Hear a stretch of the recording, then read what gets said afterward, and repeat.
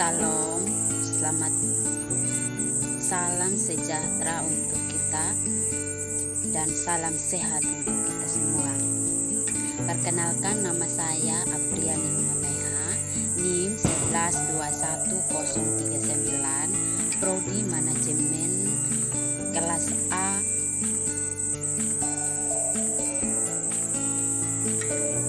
mahasiswa Universitas Kristen Wirawacana Subang. Pada kesempatan ini saya akan menjelaskan tentang kebijakan moneter.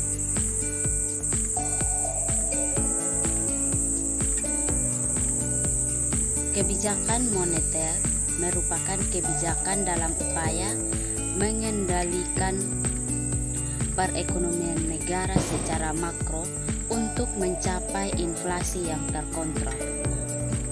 Inflasi itu sendiri artinya kenaikan harga barang dan jasa secara umum dan terus-menerus dalam jangka waktu tertentu. Misalnya, kenaikan harga barang pada hari raya Idul Fitri dengan kenaikan harga barang pada hari raya Natal atau pada hari raya lain-lainnya. Jadi, kebijakan moneter itu merupakan proses mengatur persediaan uang sebuah negara untuk mencapai tujuan tertentu. Salah satunya inflasi. Yang kedua, mencapai keseimbangan internal atau pertumbuhan ekonomi yang tinggi, stabilitas harga barang, dan pemetaraan pembangunan. Terus tujuan yang ketiga, untuk mencapai keseimbangan eksternal, yaitu keseimbangan neraca dan pembayaran. Nah, dengan tercapainya tujuan ekonomi makro, maka dapat menjaga stabilitas ekonomi yang dapat diukur dengan kesempatan kerja, kestabilan harga, dan neraca pembayaran internasional yang seimbang. Untuk mencapai tujuan tersebut juga, Bank Sentral atau otoritas moneter harus berusaha mengatur keseimbangan moneter, antara persediaan uang dengan persediaan barang agar inflasinya dapat terkendali. Yang kedua, jenis-jenis kebijakan moneter. Ada pun beberapa jenis-jenis kebijakan moneter. Yang pertama itu kebijakan moneter ekspansif. Kebijakan ini adalah kebijakan yang mengatur jumlah uang yang dipasok dalam perekonomian. Caranya dengan menurunkan suku bunga, membeli sekuritas pemerintah untuk bank sentral. Kebijakan ekspansif juga akan menurunkan tingkat pengangguran dan merangsang aktivitas bisnis atau kegiatan belanja konsumen. Kebijakan moneter ekspansif ini menambah uang yang beredar dalam masyarakat agar roda perekonomiannya semakin berjalan cepat. Kebijakan ini mampu meningkatkan daya beli masyarakat dan mengurangi jumlah pengangguran. Contohnya, kebijakan ekspansif biasa diterapkan untuk mengurangi angka pengangguran karena ketersediaan barang-barang atau ketersediaan uang dalam jumlah yang banyak akan merangsang kegiatan bisnis sehingga pasar tenaga kerja semakin besar. Contoh konkretnya, Bank Indonesia menanamkan jumlah uang yang beredar dengan mengeluarkan lebih banyak uang cetak, sehingga mata uang rupiah menjadi lebih murah daripada mata uang negara lain. Yang kedua, kebijakan moneter kontraktif. Kebijakan ini adalah suatu kebijakan yang mengurangi jumlah uang yang beredar.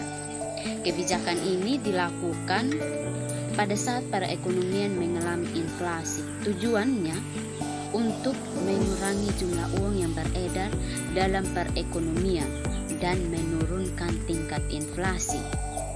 Tujuan tersebut dapat dicapai dengan meningkatkan suku bunga dan menjual obligasi pemerintah. Contohnya, kebijakan moneter di Indonesia, misalnya monetary policy yang telah diterapkan di Indonesia, yaitu Bank Indonesia yang melakukan lelang sertifikatnya atau menjual barang-barang mewah oleh bank tersebut, atau bisa juga melalui pembelian surat-surat berharga di pasar modal. UBI bisa menurunkan suku bunga jika kondisi ekonomi semua dengan ekspektasi.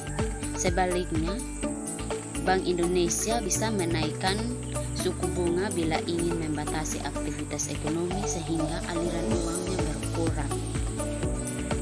Adapun instrumen dalam kebijakan moneter. Ada 4 instrumen kebijakan moneter. Yang pertama, fasilitas diskonto. Yang kedua, operasi pasar terbuka. Yang ketiga, rasio cadangan wajib. Yang keempat, imbauan moral.